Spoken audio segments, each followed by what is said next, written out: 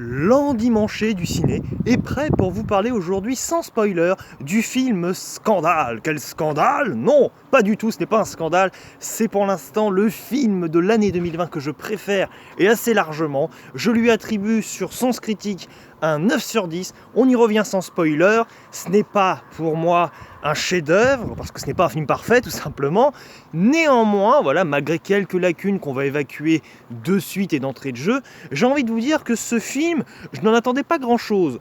Pourquoi? Non pas que je n'apprécie pas le réalisateur Jay Roach, que j'avais quand même globalement apprécié dans la trilogie d'Austin Powers, voilà, un personnage assez mythique et culte, voilà, maintenant. Pourquoi? Parce que donc ce personnage parodique un peu de James Bond, à la OSS 117 ou à la Ace Ventura, m'avait marqué, surtout pour ces deux premiers opus, où le réalisateur arrivait à transposer une essence comique pure et complètement stupide, stupide dans le bon sens du terme, c'est-à-dire drôle et complètement jouissive, dans une mise en scène complètement maîtrisée, alors que le troisième opus et dernier, donc Austin Powers 3, m'avait déçu au plus haut point. Pourquoi? Parce que ça essayait tantôt d'être sérieux, tantôt de se la jouer un peu cool comme d'habitude.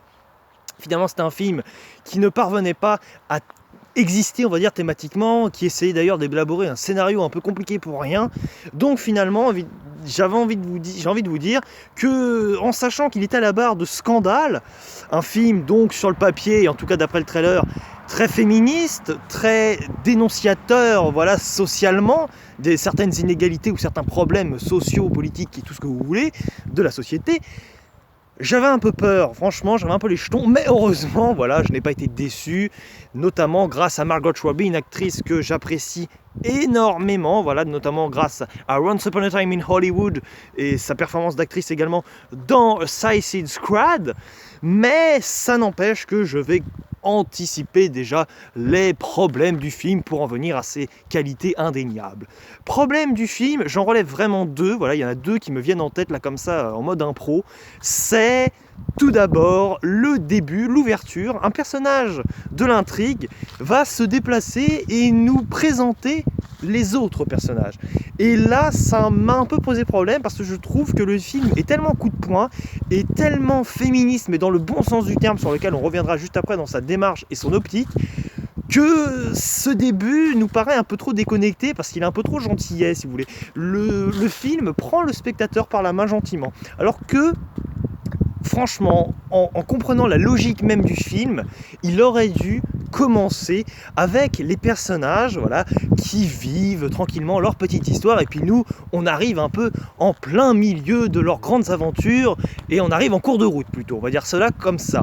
Et d'ailleurs, c'est la force du film, paradoxalement, c'est que les personnages, on y croit dur comme fer, ils pourraient exister en dehors du film, et que ça ne nous choquerait même pas parce que même si c'est inspiré de faits réels, ça fonctionne merveilleusement bien. Mais voilà, si vous voulez, ce que je reproche au début, c'est qu'il nous présente tellement l'essence des personnages qu'on en a un peu peur déjà de comprendre trop vite la morale finale du film, si vous voulez. Et c'est pour cet esprit un peu d'anticipation qui est peut-être un peu maladroit et assez peu maîtrisé, que j'ai quelques petits doutes concernant ces quelques premières secondes seulement.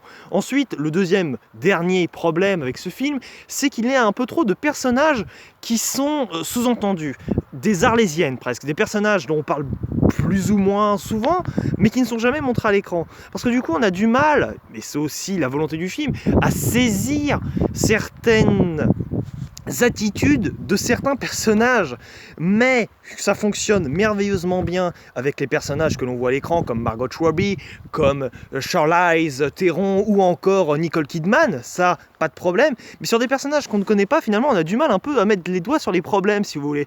Et là, on est peut-être un peu perdu, on va dire, parce qu'il y a beaucoup de points quand même.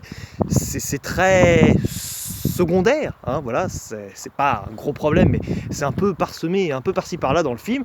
Il y a quand même pas mal de moments où pendant 5-10 secondes, vous vous demandez un peu à quel personnage vous avez affaire, et c'est un peu particulier, mais bon, pourquoi pas. Maintenant, on en vient à aller au point positif. Tout d'abord, j'ai envie de vous dire que c'est un film féministe qui joue là-dessus, c'est-à-dire qu'il y a des gags au début.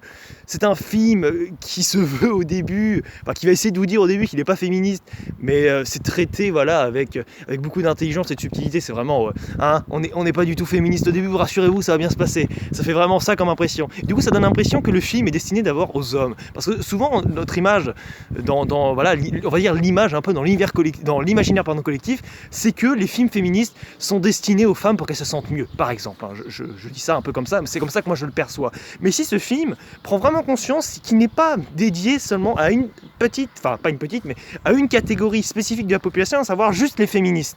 Il est destiné un peu à tout le monde et il prend en considération que les hommes vont voir ce film, si vous voulez. Du coup, c'est assez marrant parce qu'en plus il décide, et c'est un film donc qui est féministe, un film féministe réussi, parce qu'il parvient à ne pas être manichéen. Ce n'est pas un film qui va vous dire « Oh, toutes les femmes sont parfaites et tous les hommes sont complètement horribles, imparfaits, c'est un scandale, ah, voilà, bon, calmons-nous ». Mais il a l'intelligence de nous proposer un personnage qui est pour moi le plus réussi, c'est le personnage de Margot Robbie qui s'appelle Kyla, je crois, voilà, alors excusez-moi pour les prononciations, je l'ai vu en VF, alors du coup ça va être une catastrophe les prononciations. Un personnage donc qui est, alors oui, qui est assez ambitieux, mais en même temps qui paraît tellement simplet au début, au premier abord, hein, qu'on est un peu saisi parce qu'il va lui arriver on va dire une scène assez choc, assez phare, qui est tout sauf jouissive, hein, c'est-à-dire qu'elle est complètement, c'est une scène complètement dépressive qui est traitée avec une brutalité, voilà, avec un aspect vraiment, alors brutal et brut en plus, c'est ça qui est beau, c'est vraiment, vraiment un film qui n'hésite pas à exposer absolument tout ce qu'il a envie de montrer, c'est ça qui est beau, c'est-à-dire c'est un film qui se prend la tête quand même, et qui n'hésite pas à être ce qu'il est, à savoir qu'il ne va rien chercher à romancer dans le sens où il va y avoir « Oh oui, super, des petits oiseaux, des papillons », enfin si vous voulez, vous voyez, on va dire un peu un passage d'espoir en compagnie d'un certain personnage spécifique qui est très méchant, qui est donc Roger Ailes.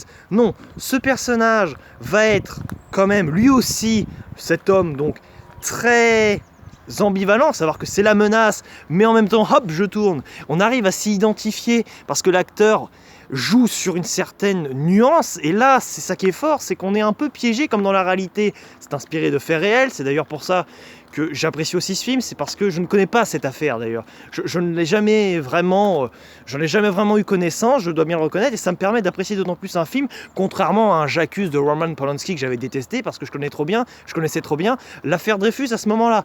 Donc, j'ai envie de vous dire que c'est un film qui résonne un peu comme une sorte de réalité presque. Pourquoi ? Parce qu'on arrive nous-mêmes par moments presque, c'est ça qui est terrible, on ne le veut pas, c'est ça qui est incroyable, à s'identifier à un personnage. Et c'est ce qui arrive dans la vraie vie presque par moments, et c'est pour ça que certaines personnes sont un peu trop faibles et se laissent influencer par ces personnes qui sont plus fortes de caractère mais bien plus horribles. Et vous avez donc aussi des femmes, hop, vous m'avez vu disparaître quelques secondes, excusez-moi, un petit problème technique, vous avez vu des femmes dans ce film, si vous avez vu le film, qui vont être du côté justement de ce type, mais en même temps d'autres qui vont être du côté, on va dire, des féministes, voilà, qui vont essayer de se venger comme elles le peuvent. Vous avez des personnages qui vont hésiter, qui vont être un peu longs à la détente. C'est un film qui n'est pas programmatique presque. C'est-à-dire que c'est un film qui prend le temps qu'il faut. Il dure 1h50. C'est peut-être un peu long pour certains, mais pour ma part, c'était nécessaire. C'est une construction qui n'est pas linéaire pour le coup, qui est assez débridée, mais qui est très agréable parce que très surprenante. Et d'ailleurs, j'y viens également, nous avons quand même des personnages secondaires, des personnages secondaires comme Jess, qui sont assez malicieux, traités avec malice. Ce ne sont pas des personnages négatifs, d'ailleurs c'est l'actrice qu'on retrouve dans l'horrible film de 2019, Yesterday, mais ce personnage de Jess nous est un peu présenté rapidement, sans être pour autant complètement expédié, mais c'est vraiment le type de personnage, et un peu une galerie d'ailleurs de personnages à son image, qui sont ici pour entourer pour moi Margot Robbie, qui mérite un Oscar. J'ai entendu que c'était les deux autres actrices qui étaient nominées pour les Oscars. S'il y en a une sur les trois qui aurait pu vraiment mériter une nomination et même de le gagner, oui j'ose vous le dire, c'est Margot Robbie. Mais bon, ça c'est encore un autre problème, et nous devons nous adapter évidemment à cette cérémonie des Oscars. Mais si vous voulez, au-delà de cette cérémonie, je trouve que c'est un film qui arrive à s'ancrer dans, comme je vous le dis depuis le début, presque comme dans une sorte de réalité. Mais je dis bien une sorte parce qu'un film n'est pas la réalité, nous le savons tous. Évidemment, un film est cinématisé, entre guillemets, je ne sais pas si ça se dit, mais vous voyez ce que je veux dire. Et il y a un passage un peu à la Star Wars 9, comme oui, à la Star Wars 9, c'est-à-dire où J.J. Abrams, on sait bien qu'il est un peu enquiquiné dans Star Wars 9, puisque Carrie Fisher, l'actrice de la princesse Leia, est décédée, donc il s'arrange comme il peut pour essayer de proposer des dialogues entre Rey, Daisy Ridley et Carrie Fisher, avec sûrement une remplaçante entre guillemets, mais ça ne doit pas être une remplaçante. Du coup ils essayent parfois de prendre des vrais plans avec la vraie Carrie Fisher, et des fois ils essaient de s'arranger pour prendre des scènes coupées de Star Wars 7. Enfin bref, c'était un micmac pas possible. Bah ici c'est un peu le cas, c'est à dire que le film à un moment il nous montre quand même Donald Trump, et il y a un échange on va dire avec Megan, hein, donc l'une des trois femmes du film. Et il y a également, c'est vraiment, c'est peut-être le moment où la mise en scène est peut-être un peu la plus simple, mais il n'y a pas le choix. C'est-à-dire que c'est vraiment du chant contre chant, c'est-à-dire hop, vous allez avoir d'abord la caméra avec Donald Trump, qui est une image d'archive d'ailleurs, hein, qu'on reprend, et d'ailleurs par la suite vous avez donc la fameuse Megan, et on a une sorte d'échange comme ça. C'est assez bien, alors c'est assumé, c'est-à-dire qu'on voit bien que c'est plus convaincant, beaucoup plus convaincant que dans Star Wars 9, ça c'est clair, mais on sent que le film en joue, c'est-à-dire qu'il est là aussi pour vous balancer des clins d'œil, le film.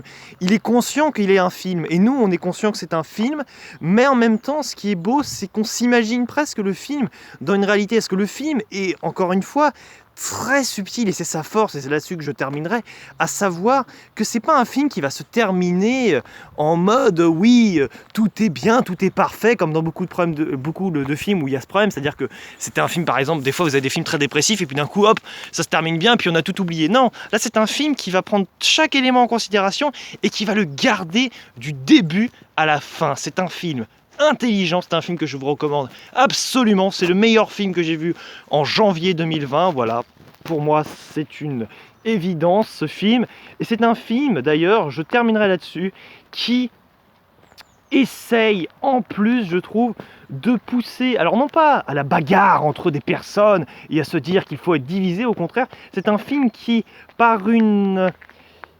finalité et un arrière-goût assez particulière, je ne sais plus quel terme j'ai utilisé, donc je me perds un peu dans mes accords, excusez-moi, mais nous avons toujours l'impression que même si la situation dans le film est à son paroxysme en termes de qualité, on va dire, et de réussite pour les personnages que l'on apprécie, il y a toujours un sentiment de mal-être quelque part, et c'est ça qui est beau. Donc écoutez, moi je vous conseille, pour la construction de ce film, qui pourrait devenir peut-être un chef-d'œuvre à long terme, il faudra que je le revoie pour cela, eh bien je vous conseille de lui laisser sa chance, car les bandes annonces sont sympas, mais le film est encore plus réussi que la bande annonce. Donc écoutez, il ne me reste plus qu'à vous dire ciao et à la prochaine. Et alors non, si vous posez la question, je n'ai pas pleuré pendant ce film. Oui, parce qu'il y a des saules pleureurs derrière. Par contre, une scène où Margot Robbie pleure, cette fois-ci, cette scène-là, j'avoue, elle est extrêmement prenante. On ne pleure pas pendant le film, néanmoins, on est pris, et des fois, on a le souffle même un peu coupé. C'est ce genre de film, vraiment, casse-figure sur le papier, mais quand ça fonctionne, c'est juste révolutionnaire. Il ne me reste plus qu'à vous dire pour la deuxième fois, ciao et à la prochaine.